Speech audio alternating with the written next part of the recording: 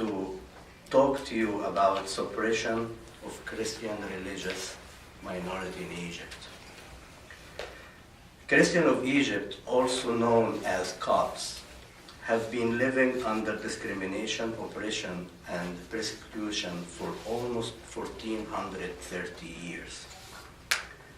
The world now beginning to hear and know about Copts and their problem thanks to the immigration opportunity from Egypt to the civilized Western countries initiated half a century back. But moreover, thanks to the technological advance in communication, in spite of new era of communication and Western freedoms, Copts face another threat called political correctness, which began almost at the same time a half century back.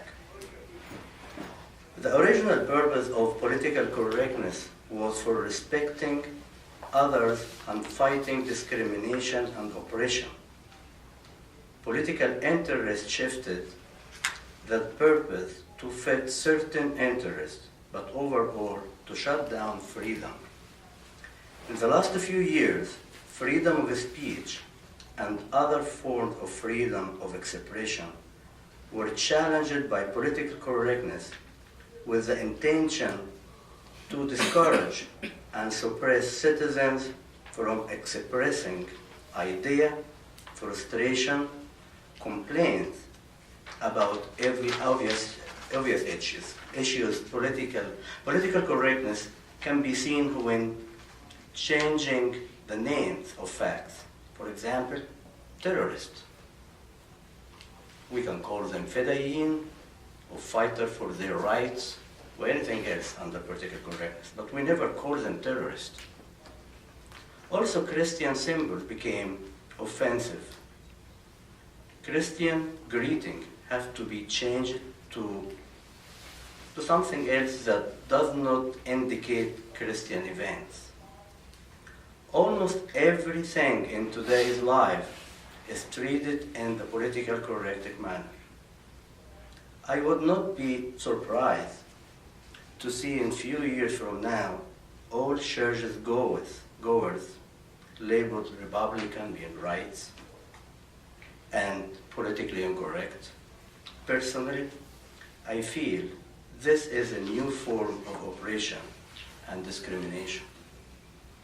As a Copt, I can say that Copts have been living under political correctness for more than 1400 years. In fact, Copts were unable to keep their own language and forced to speak the language of those who occupied their country.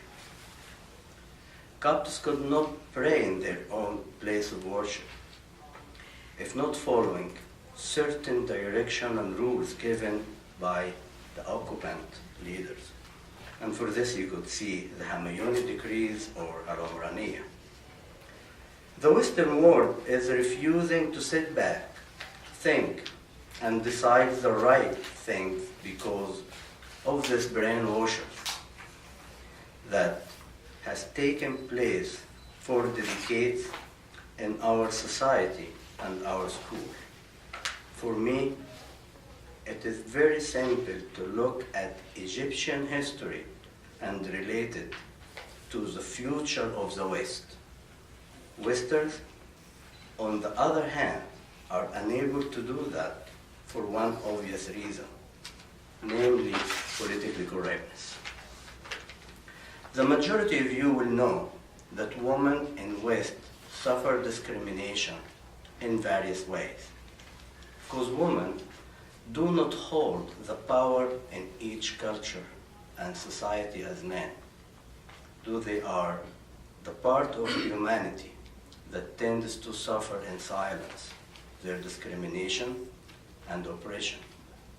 As a human rights organization, I am asking each and every one of you to stand up and speak up for women, for women's right, dignity, and equality of life.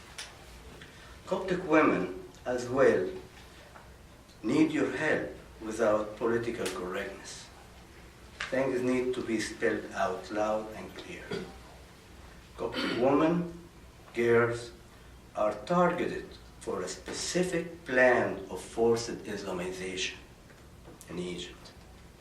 And actually abducting women and child is one of the most horrible crimes of the civilized society. Is met by stern punishment. In Egypt, on the other hand, the opposite of morality is occurring. I would like to emphasize that I cannot compare Egypt with any Western or civil country. Any crime committed against a Coptic woman is treated without morality, conscience, and legal deterrence. It is an outrage to receive reports of such facts from a country that was once considered the guardian of humanity. I cannot consider the aggression against Coptic women and girls merely random act to the following facts. The first one, it is happening exclusively to Coptic women and girls. The second fact, back in 33 years ago, in a moment of desperation, Coptic Pope publicly denounced forced conversions of Coptic women and girls. Coptic Pope Shenouda III, in one of his weekly meetings on and around December 17, 1976, in Alexandria, in conference, he said, and I quote, "There is a pressure being practiced to convert Coptic girls to embrace Islam and marry them under terror to Muslim husbands."